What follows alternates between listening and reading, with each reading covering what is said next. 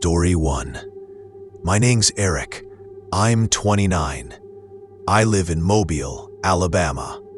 This happened last summer. I was working as a night steward on a mid-size cruise liner. Nothing fancy. It did loops around the Gulf, mostly older couples and honeymooners. My job was to clean up after the midnight buffet, restock the bars, and walk the empty decks between 1 a.m. and 5 a.m. I liked it. Quiet work, no one bothering me. I could listen to music, zone out. But that week, it didn't feel right. I swear the ship was too quiet. Like the halls didn't echo the same. I'd walk down deck 7, which usually had at least some background hum, ice machines, low music, cabin TVs, and it was just dead. Not quiet, dead, like walking into a sealed tomb. I thought I was overthinking it. I do that, a lot, but then stuff started happening. It was the third night in. I was finishing up the lounge bar. Lights were dimmed to that golden glow they always keep on. Warm, soft, inviting. I turned to head toward the supply closet when I heard a tap behind the bar. Not a knock, just a single light tap. I figured it was ice shifting, or the soda gun pressure. But then it came again. Tap, tap, same rhythm, like someone with a nail, lightly drumming their finger. I walked around, nothing there. Of course, no one else on the schedule, but the tap came again, this time further down, like it moved. I don't know how to explain the feeling. It wasn't fear, not yet. It was like that weird pressure when you know someone's behind you, but they're not. I left early, didn't finish stocking. I told myself I was tired, and maybe I was. Or maybe I already knew something was off. The next night was worse. I was checking the upper deck, Deck 9. It's got that weird dead-end hallway that leads to a sealed staff exit. It's always locked, like bolted, but the motion lights were on. I remember that clearly, because they only light up if someone walks past. So I walked down to check. It was cold, like unusually cold. I thought maybe the AC was acting up. Halfway down, I saw something. Look, I know how this sounds, but I saw my own shadow on the wall before I even turned the corner. It was mine. Same shape, same movement, same walk. But it was already there, cast onto the wall, like someone had lit me from behind. But there was no light. Nothing behind me. I even turned around. Darkness. Yet the shadow kept walking ahead of me, as if I was chasing myself. I stopped. I stood there a long time, like 5 minutes, maybe more. And the shadow, it stood still too, until it just slunk down, like melting into the carpet. I didn't go to that hallway again. 2 days later, a passenger went missing. Older guy. Name was Marlin or Martin or something. He didn't show for breakfast. His wife reported it. They locked down the ship, quietly. No alarms. They just said it was a technical sweep, Bullshit. Security ran a deck search. I overheard them talking. One guy said he saw wet footprints, bare feet, on deck 5, leading up to the restricted crew stairs. But when he followed them, they just stopped, vanished. No door, no smudge, just gone. Marlon was never found. They docked that night, took his wife off. No body, no police report. No one talked about it, but passengers started acting weird. A lady asked me, dead serious, if she'd been on the ship before. Like, I swear I was here already, but we just boarded Tuesday, right? She was shaking. Another guy insisted his cabin moved floors. Moved. Like he said, I swear I was on 8. Now my room says 6. When I looked, his key card had no number, just a blank silver strip. I asked my supervisor. He just told me to stick to your duties and keep off Deck 13. Deck 13 doesn't exist. There is no Deck 13 on that ship. I asked again. He stared at me, said, then it'll be easy to stay off it. The next night, I heard screaming. One long, blood-curdling scream. I don't care how cliché that sounds. It was real. I know it was real. Came from down by the aft pool. No one should have been there at 3 a.m. I ran, I swear I ran. And the pool? Empty. Dry. Bone dry. The bottom tiles cracked like they hadn't been filled in years. Except I swam in that pool 2 nights before. It was open. People had been drinking, playing music. I backed away. I turned to leave, and I slipped. My hand landed on something wet. Blood. Not a lot. Just a smear. Maybe someone cut themselves. But it was warm. I don't know what happened after that. I woke up in my bunk, fully dressed, my shoes still wet. I had a gash on my knee. I never reported it. I kept working. I know, I should have quit, but you don't just quit mid-voyage. And after that, part of me didn't want to leave. Not because I liked it, because I felt watched, like the ship wouldn't let me go until it was done with me. Final night of the cruise, I saw her, a woman in a red dress. She was standing on the observation deck rail, arms out, like the classic Titanic pose. But her face was turned, not forward, turned all the way back, like fully facing me. And she was smiling. I blinked, and she was gone. I don't remember docking. I don't remember packing.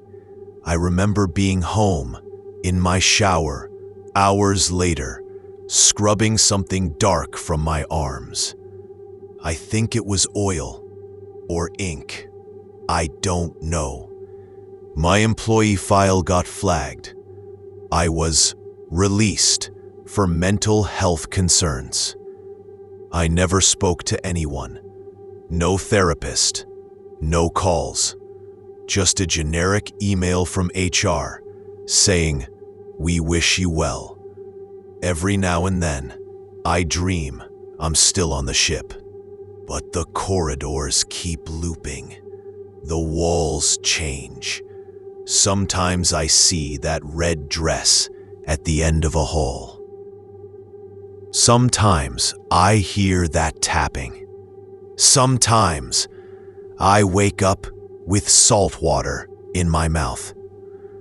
I don't expect you to believe any of this. I wouldn't. But if you ever take a cruise, don't go near a hallway that doesn't show up on the map. And if your room moves floors, get off the ship, if you can. Story 2. My name's Marcus. I'm 31. I live in Corpus Christi, Texas. I work security on a Caribbean cruise liner. Different ship from Eric's, smaller, older. It had a crew of maybe 100, passengers maybe 500. My shift was midnight to 4 a.m. with my partner Sophia, who was supposed to be my backup. Usually calm nights. Then it started. Mid-shift 2 nights in, I was checking the lower decks. Deck 4, cabins, storage rooms. I got a call. Marcus, you sure you locked 417? I swear that's what it sounded like on the radio, but frequencies glitch. Anyway, cabin 417 had no sign of civilian traffic. I walked the narrow hallway, eyes peeled for a door cracked open, light leak, anything. Nothing. But there were footprints. Wet footprints. Bare, small, like a kid's, but leading away from 417. They went into the storage closet. I opened it, half expecting someone to step out. There was no one. Only water pooling at the bottom. Must have been condensation. Yet the prints continued past the closet door, stopping mid-hall. Just ended. I pressed record on the cruiser's body cam. Footage cut out. Came back a few seconds later. Nothing changed. I told Sophia when I met her for shift change. She laughed, then looked pale. She whispered, "Those prints, I saw them too." I shook my head. "But nobody's missing, right?" Her answer? It wasn't words. Just a slow shake. Night 4. We're patrolling the crew stairwell. Back exit near the engine room. It's narrow. Smells like grease and salt. I flick the flashlight around. And on the door to the engine access, there's writing. Sloppy. Red. Help us. I know how that sounds, but yeah, blood. Dried, but red. Sophia saw it too. We both stared. She touched it. Her finger printed across the H, smeared it. She looked like she might vomit. I didn't want to know whose blood, didn't want to think. We radioed for backup. No one responded. We waited. No footsteps, no voices. The door was locked, as it always was.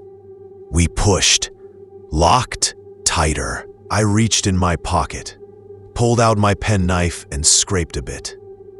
The smell hit me.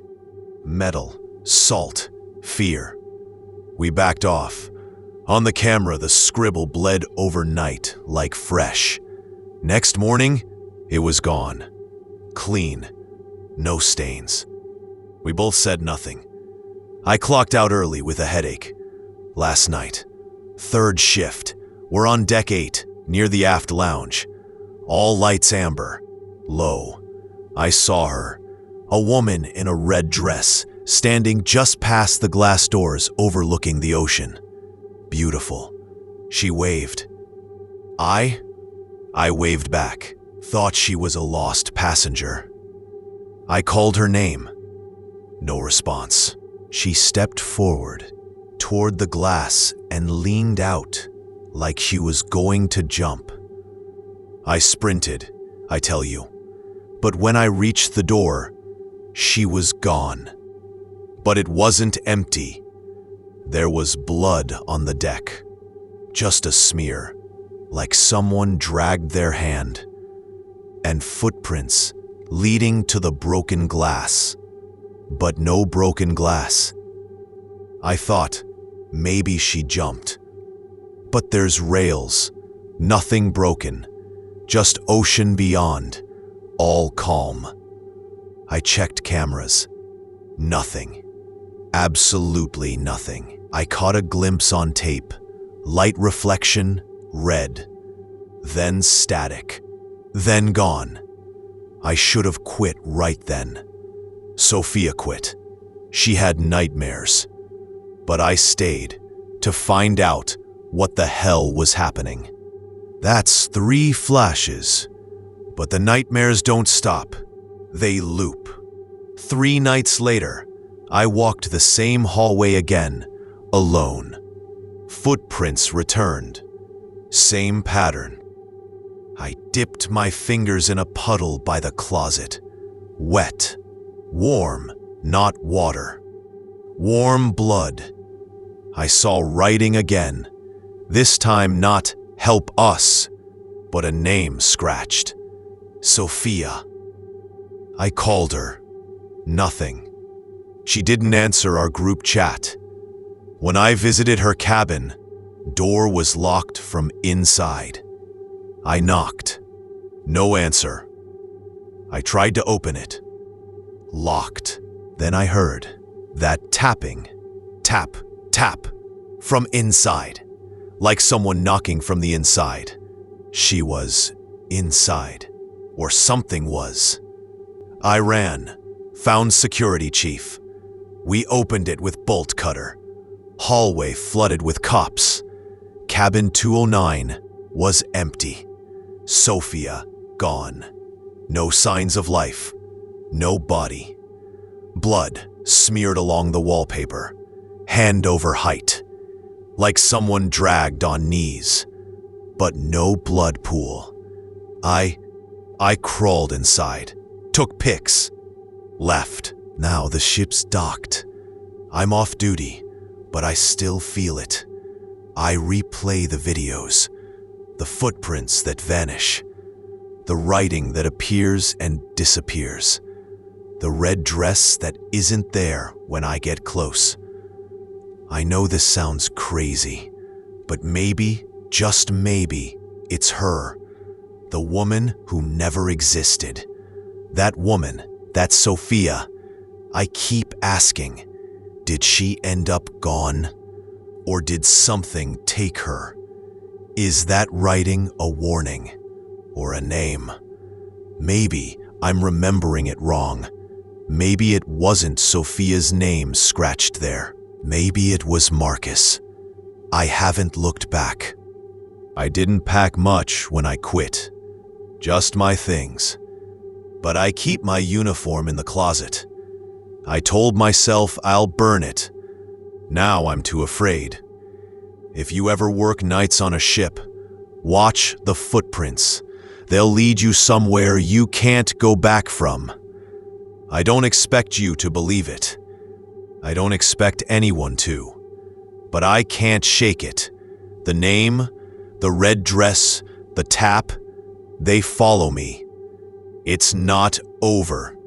It's still here. Story 3. I'm Alex, 27, from Portland, Maine. I'm a maintenance tech on a cruise ship that just left Mobile for a Caribbean run. My job is to fix lights, plumbing, HVAC. Simple. Nights are quiet, usually. These are my notes from the log I never saved. About midnight, I was fixing a busted bulb near cabin 1012. Tight corridor. I heard static, like broken radio, in my pocket. I checked. Phone off. I thought I imagined it. When I left that cabin, the hallway lights flickered. 1, 2, then buzzed out. I got the backup flashlight and kept going. I thought my reflection in the bulkhead panel looked off, like too sharp, too dark. Then it wasn't me. So I looked again. I don't remember. Later, I checked the supply closet. Door was open. supposed to be locked. Inside, they'd erased the labels off the boxes. My own handwriting, like water filters, light bulb packs, crossed out with red marker. Didn't look like crew did it. And no camera there. 20 minutes later, I heard breathing, shallow, behind me. I spun. Nothing. And then my radio cracked to life. They led to the railing. Past the guardrail, nothing. Ocean. I kicked dust away. No prints. Just the rail. My heart pounded. I shook my head and walked back. That's when the lights shut off shipwide. Not a blackout. They dimmed, but emergency lights didn't click on. Silence. Then the ship AI voice. All personnel return to stations. Except there's no ship AI for crew. Only passengers. I rushed to the control panel. Screwed with breakers. They were fine. Console was locked remotely. No panic. Just this. Command. The weird part. I thought I saw a silhouette at the edge of the control room glass, looking away. I called out. Nothing answered. I shut the door. Emergency generators kicked in 15 seconds later. The lights returned weird, amber, not white. I felt watched. I went to find Dan. He wasn't at his post. His crew bunk was empty. TV on, static humming, like it always did when signal cut. His jacket was zipped up on the chair. I called his name. No answer. I searched hallways. Nothing. It was like he left. No passenger reports. No alarms. No cameras. It's like he vanished. Then I got a text on my locked phone. No data. No service. Under deck. No name. No number. Dread filled me. I went. Under deck is a narrow service tunnel under pool deck above. I don't know why I'd follow it. I shouldn't have. Down there, it's just pipes and spray paint markings. I saw red smears on the wall at turn 3B. Smears like someone leaned hard. My head spun. Off to my right, I heard tap, tap, tap on the middle door. A rhythm. Slow. I called out, "Who's there?" Nothing. I touched the wall. There was warm liquid. I flicked my flashlight. Taste of salt. I went back. Almost tripped. The door behind me was closed. It shouldn't close itself. Then I heard a whisper. Just a breath. Stop following. I backed away fast, hand shaking. Got back topside. Tried to radio. Fuzz. Glitch. My mic squeezed out words I never said. Don't come. I hit cancel. I didn't sleep that night. I stayed in electrical room until shift ended. I didn't talk to anyone. On final morning, I checked that door with another tech. Opened it. Inside, nothing but quiet pipes. No red. No footprints. No smears. Like hallway. I walked through passenger area. Kids running. Parents smiling. I felt wrong. I got off at the port. Handed in my uniform. Tech badge. Now I'm home.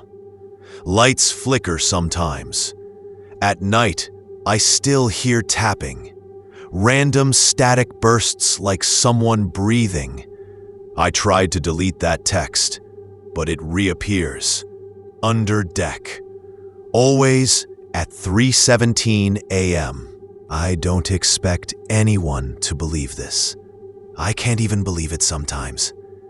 But if you ever hear a ship order you back to station, don't. If you find red smears or small footprints, run.